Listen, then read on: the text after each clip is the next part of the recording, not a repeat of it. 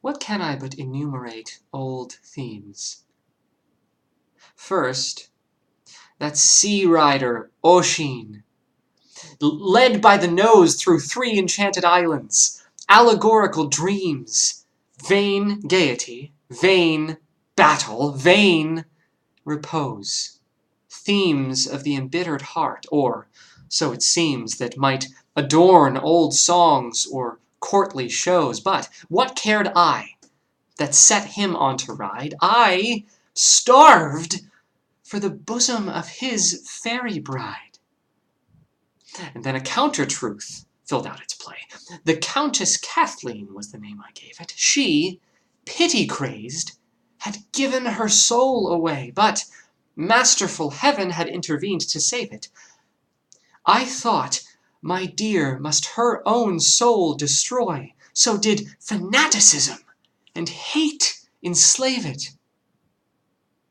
And this brought forth a dream, and soon enough the dream itself had all my thought and love.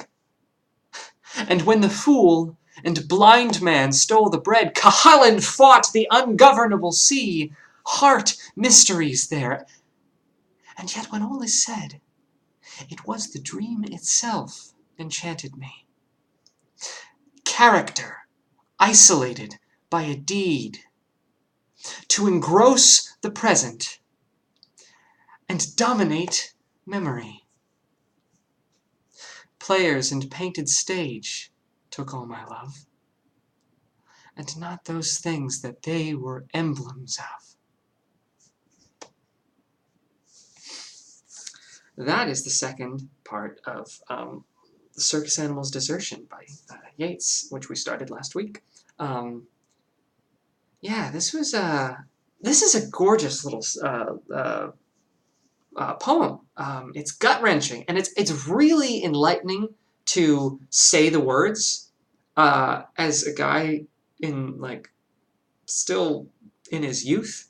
One line in particular gave me trouble to memorize. I kept wanting to say, it's the last line, and not those things that they are emblems of. Like that is a relatable couplet at the end for me, where, you know, players in the painted stage took all my love, and not those things that they are emblems of. You know, rolls for me because I'm living it right now. But in the twilight of his life, he's thinking back on priorities that he now, late in life, feels were misplaced. Were being the operative word. So it was interesting, as you know, I struggled to be able to say were in that context, because I find the line very relatable, because, and honestly, that's, I think, something that a lot of people can relate to, this concept of being so consumed by either an escapist kind of, like, fiction, which I feel like so many of us use as something to de-stress or leisure time, like whether it's, you know, whatever it is on Netflix that just came out, or any, you know, TV shows or whatever. We escape the mundane and bad aspects of reality in a fiction, whether it's some sort of film or TV show kind of media, or a book, or anything, you know.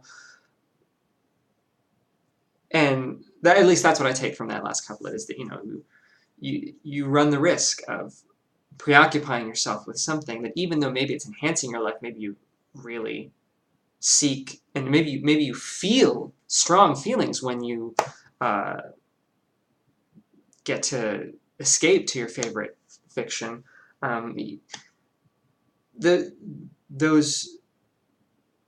That fiction, the great stories, right, that we escape into, are written, and a lot of them have super relevance to social things, political things, human things, you know.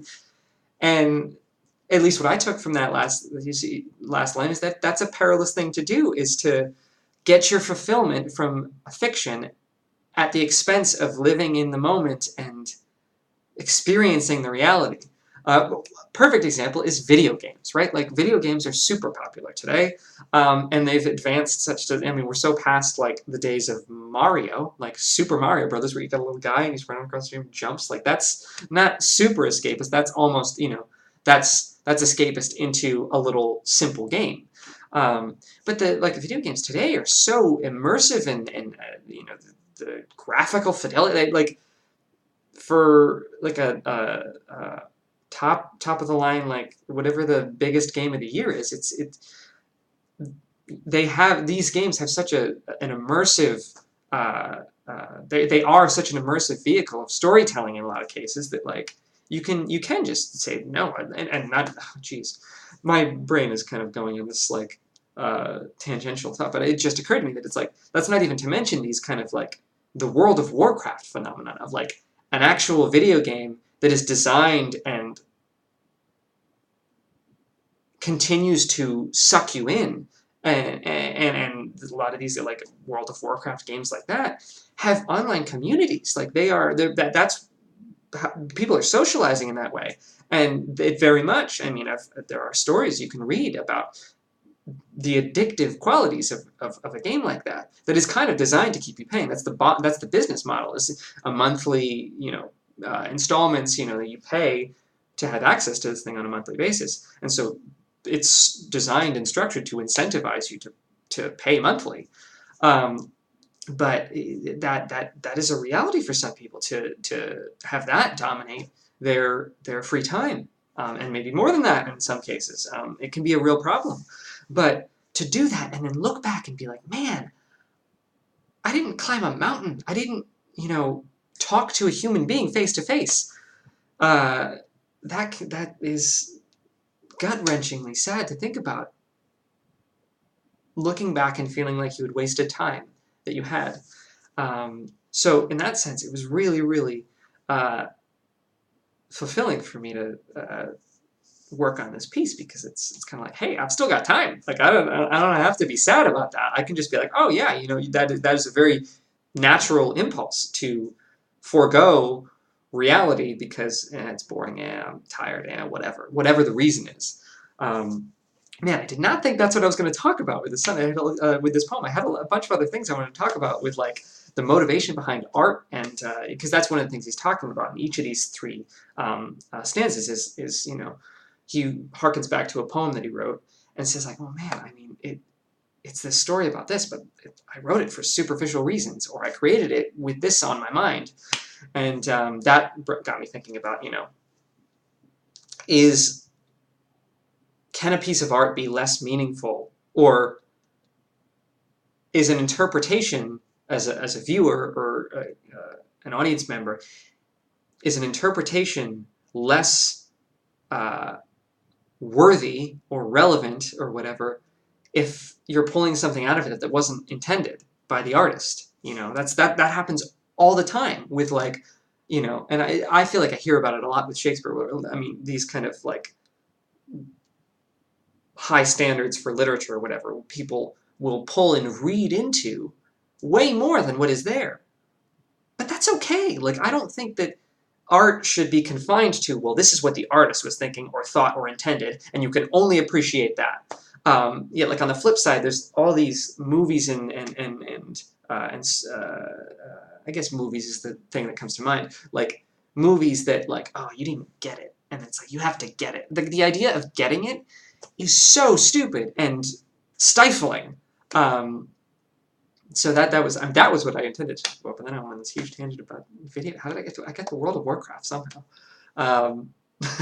So yeah, this was the meat of the poem, and then there's a small like 3/4 of a sonnet length passage at the end, and it's I think at the end actually has some of my favorite actual language. Although the language in this section is gorgeous too. To dominate the present, or to engross the present and dominate memory, like that's gorgeous and evocative. So yeah, Yeats, he's good at this poetry thing. There'll be more next week. Thank you for watching.